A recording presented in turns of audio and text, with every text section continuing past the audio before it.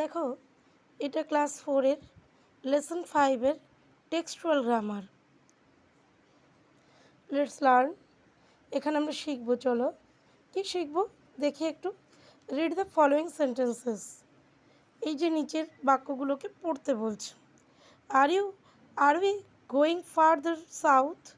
আমরা কি দক্ষিণে আরও দূরে যাচ্ছি? দক্ষিণে যাচ্ছি অনেকটা দূরে। They are floating all around us. তারা আমাদের চারিদিকে ভাসছে। In sentences 1 and 2, the underlined words are verbs. এই যে underlined words are going and are following, floating.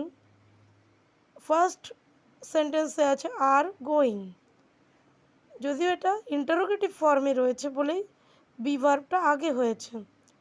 আর পরেরটা স্টেটমেন্ট অর অ্যাসার্টিভ সেন্টেন্সের হিসেবেই আছে, যেখানে দে আর ফ্লোটিং এগুলো underline words.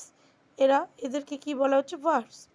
In the first sentence ING is added to the verb form go, and in the second sentence ing is added to the verb form float.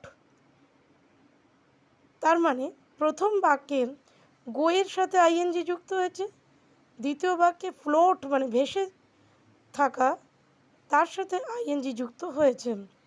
In both the sentences the verbs are going and R floating show actions that happen in the present time. দুটো বাক্যেই কিন্তু আমরা দেখছি বর্তমানে কোনো কাজ হচ্ছে, এটা আমরা দেখলাম। দুটোতেই বি ভার্ব আছে আর মেইন ভার্বের সঙ্গে আইএনজি যুক্ত আছে, ডু ভার্বের সাথে আইএনজি যুক্ত করা আছে। এবার আমরা অ্যাক্টিভিটি 7A করব। বলেছে underline the verbs that show action in present time. The girl is singing a song. মেয়েটি একটা গান গাইছে। দে আর প্লেয়িং ফুটবল। তারা ফুটবল খেলছে। আই অ্যাম রিডিং আ বুক। আমি একটি বই পড়ছি। দে আর গোয়িং টু স্কুল। তারা স্কুলে যাচ্ছেন।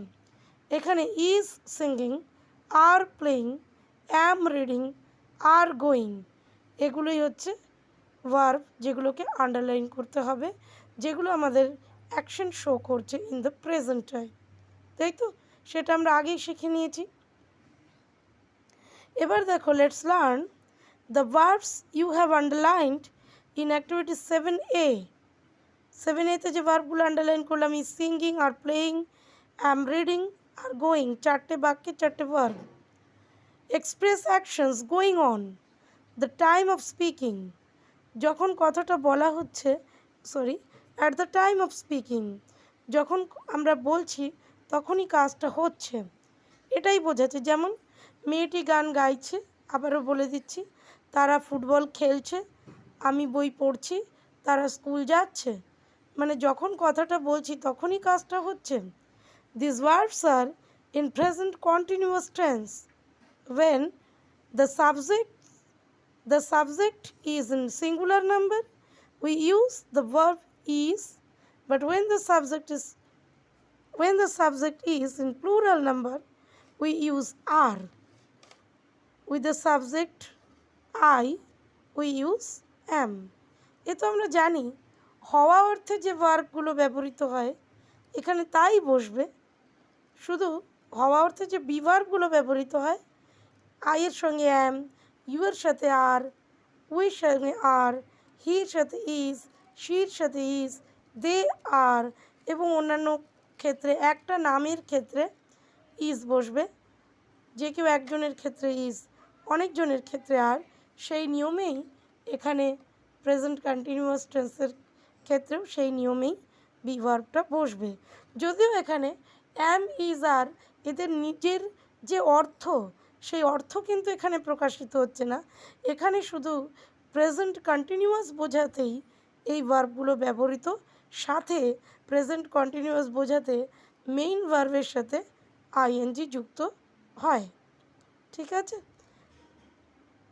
আবার এইখানেই আমি একটু বলে দিই। একদম প্রথম বাক্যে দেখো, আর উই গোয়িং ফার্দার সাউথ প্রশ্ন করা হচ্ছে। অর্থাৎ আমরা যখন প্রেজেন্ট কন্টিনিউয়াস টেন্সকে ইন্টারোগেটিভ সেন্টেন্সের আকারে দেখতে চাইবো, তখন শুধু বি ভার্বটা আগে দিয়ে দেব। কেমন? দেখো এই 7A-তেই দেখো না, the girl is singing a song, মেয়েটি একটা গান গাইছেন। কী হবে? Is the girl singing a song? They are playing football, তারা ফুটবল খেলছে। Are they playing football? পরে বাকিগুলো এভাবেই বি ভার্বটাকে আগে দিয়ে আমরা একটা প্রশ্ন তৈরি করতে পারি। ঠিক আছে? এবং নট দিয়ে যুক্ত করেও হয়, যেখানে নেগেটিভ অর্থে, অ্যাফার্মেটিভ নয়, নেগেটিভ অর্থে। অ্যাফার্মেটিভ মানে হ্যাঁ বাচক, নেগেটিভ হচ্ছে না বাচক।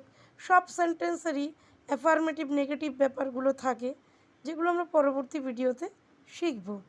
আজ আমরা এখানে প্রেজেন্ট কন্টিনিউয়াস টেন্স শিখলাম, পরবর্তীতে আরও আলোচনা করবার চেষ্টা করব।